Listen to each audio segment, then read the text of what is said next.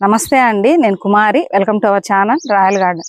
మనము ఇంతకు ముందు వీడియోస్లో అంతా కిచెన్ వేస్ట్ తో కంపోస్ట్ ఎలా చేయాలి, అలాగే కిచెన్ వేస్ట్ వాడకుండా కంపోస్ట్ ఎలా చేయాలి అనేది చూసాం కదా. ఇప్పుడు కంప్లీట్ గా అండి ఎండిపోయిన ఆకులతో లీఫ్ మౌల్డ్ కంపోస్ట్ ఏ విధంగా చేయాలి అనేది చూద్దాము. మన దగ్గర vegetable seeds, flower seeds, leafy greens ఉన్నాయండి. వెజిటబుల్స్ అండ్ ఫ్లవర్ సీడ్స్ అయితే ఏవైనా 30 రూపీస్, లీఫీ గ్రీన్స్ అయితే 20 రూపీసే. మీకు కావాలి అంటే కనుక స్క్రీన్ మీద కనిపిస్తున్న నెంబర్కి వాట్సాప్ మెసేజ్ చేయండి. అలాగే ఫస్ట్ టైం కనుక మన ఛానల్ని చూస్తున్నట్లయితే తప్పకుండా సబ్స్క్రైబ్ చేసుకోండి. ఇప్పుడైతే లీఫ్ మౌల్డ్ కంపోస్ట్ ఏ విధంగా తయారు చేయాలనేది చూద్దాము. హోల్స్ చూసారు కదా, ఎన్ని కనిపిస్తున్నాయో మీకు. మీరు 100 రూపీస్ టబ్స్ పెట్టుకోవాలన్నా, లేదంటే 12 ఇంచ్ పాట్స్ కానీ ఏవైనా సరే, మీరు ఎక్కువ మంది చేసే పొరపాటు ఏంటంటే ఇక్కడ వరకు హోల్స్ అనేది పెట్టుకుంటూ ఉంటారండి. ఇక్కడ చూసారు కదా, ఈ సెంటర్ లో పెట్టుకుంటారు. అప్పుడు మీకు ఏమవుతుందంటే, ఇక్కడ చూసారు కదా, ఇక్కడ సందులాగా ఇక్కడ మనకు ఒక లైన్ లాగా ఉంది, వాటర్ అనేది ఇక్కడ నిలబడిపోతాయండి.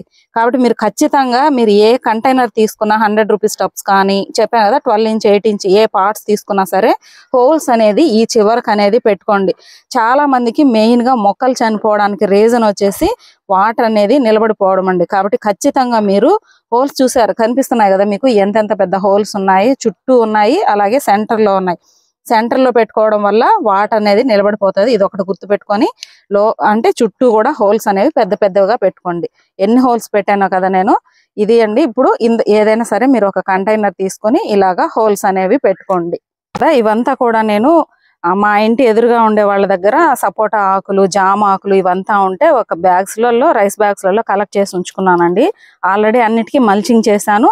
ఇంకా మనకు ఎక్స్ట్రా ఉంటే ఇలాగ లీఫ్ మౌల్డ్ కంపోస్ట్ అనేది తయారు చేసుకోవచ్చు. ఇప్పుడు కిచెన్ వేస్ట్ కంపోస్ట్ చేస్తుంటే స్మెల్ వస్తుంది అలా అంటూ ఉంటారు కదా, అలాంటి ప్రాబ్లం అనేది లేకుండా ఫస్ట్ చూసారు కదా, కింద హోల్స్ పెట్టుకొని ఈ ఎండాకులు ఏవైతే ఉన్నాయో ఇలాగా సగం ఎండాకులు వేస్తున్నానండి. ఇది వేసిన తర్వాత కొంచెము పుల్లటి మజ్జిగ అండి, చూసారు కదా, 3 రోజులు పులియబెట్టినటువంటి పుల్లటి మజ్జిగ. ఇది వేయడం వల్ల మనకు మైక్రోబ్స్ ఇంక్రీజ్ అవుతాయి, అలాగే కంపోస్టింగ్ ప్రాసెస్ అనేది మనకు తొందరగా జరుగుతుంది. కొంచెము పుల్లటి మజ్జిగ అనేది పోసుకుందాం. ఇప్పుడు కొంచెము మట్టి వేసుకుందామండి. అందులోనే కొంచెము పైన ఒక లేయరు మట్టి అనేది వేసుకుంటాం. చాలా ఈజీ అండి. మీరు సమ్మర్లో మనకు మంచి టైం అండి కంపోస్టింగ్ అనేది చేసుకోవడానికి. అంటే మనకు రైనీ సీజన్ వచ్చేలోపు కూడా మన మొక్కలకు కావాల్సినటువంటి కంపోస్ట్ని మనమే ఈజీగా తయారు చేసుకొని ఉంచుకోవచ్చు. మీకు వీలైతే కిచెన్ వేస్ట్ కంపోస్ట్ చేసుకోండి, కిచెన్ వేస్ట్ లేకుండా కంపోస్ట్ చేసుకోండి. మౌల్డ్ కంపోస్ట్ ఇలాగా చాలా రకాలుగా మనము కంపోస్ట్ అనేది చేసుకోవచ్చు. మనం పూజకు వాడేసిన పువ్వులు ఉంటాయి కదా, ఆ పువ్వులతో కంపోస్ట్ చేసుకోవచ్చు. చాలా రకాలుగా మనము కంపోస్ట్ అనేది చేసుకోవచ్చు. ఇప్పుడు మనము మళ్ళీ ఎండాకులు అనేది వేసేసేయండి. మీకు వీలైతే వేపాకులు ఇవన్నీ కూడా తీసి పెట్టుకోండి. ఇలా లేయర్స్ గా వేసుకుంటూ వెళ్ళిపోండి. పుల్లటి మజ్జిగ అండి, పుల్లటి మజ్జిగ కూడా వేసుకుంటూ వెళ్ళండి. మట్టి కొద్దిగా పుల్లటి మజ్జిగ.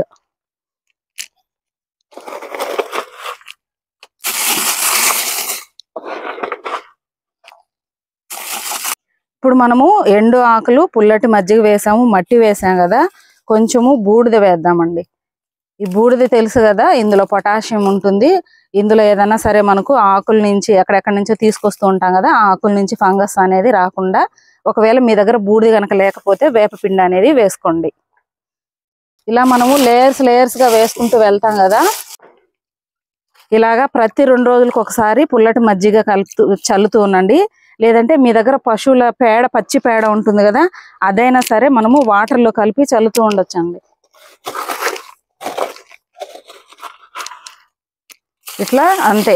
మట్టి లేదంటే మీ దగ్గర ఆల్రెడీ చేసిన కంపోస్ట్ ఏదైనా ఉన్నా వేసుకోండి. పశువుల ఎరువు ఉంటే పశువుల ఎరువు కానీ, వర్మి కంపోస్ట్ కానీ, మట్టి కానీ ఏది ఉంటే అదనేది వేసేసుకోండి.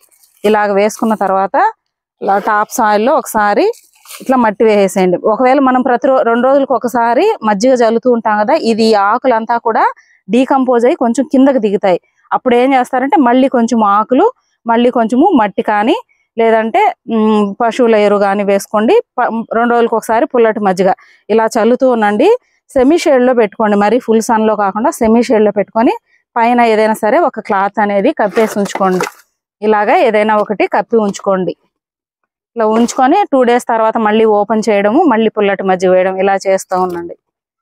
మనం ఇప్పుడు లీఫ్ మౌల్డ్ కంపోస్ట్ చేసాం కదండి. ఈ లీఫ్ మౌల్డ్ కంపోస్ట్ లో మొక్కలకు కావాల్సినటువంటి నైట్రోజన్, ఫాస్ఫరస్, పొటాషియం ఇవన్నీ కూడా అధికంగా ఉంటాయి. అలాగే ఈ లీఫ్ మౌల్డ్ కంపోస్ట్ అంటే ఈ ఆకులతో చేసినటువంటి ఎరువును మనం మొక్కలకు వాడడం వల్ల సాయిల్ కూడా చాలా లైట్ వెయిట్ గా, అంటే కోకోపీట్ అనేది మనము వాడాల్సిన అవసరం అనేది ఉండదండి. ఈ లీఫ్ మౌల్డ్ కంపోస్ట్ వాడుకుంటే సరిపోతుంది. ఈ సమ్మర్ లో అంతా అండి మేము ఒకవేళ లీఫ్ కంపోస్ట్ చేసుకోలేము అనుకుంటే మీరు ఏం చేస్తారంటే, మీకు ఎండు ఆకులు కనుక ఉంటే కంప్లీట్ గా డ్రై అంటే ఎండబెట్టేసేయండి. ఎండలో ఎండబెట్టేసి బాగా పౌడర్ ఫామ్ లో చేత్తో ఇలా నలిపారంటే పౌడర్ గా అయిపోతుంది కదా. దాన్ని మీ మొక్కలకి కోకోపీట్ బదులుగా వాడుకుంటే సాయిల్ అనేది లూజ్ గా లైట్ వెయిట్ గా ఉంటుంది. అలాగే మొక్కలకు కావాల్సినటువంటి పోషకాలన్నీ కూడా అందుతాయి.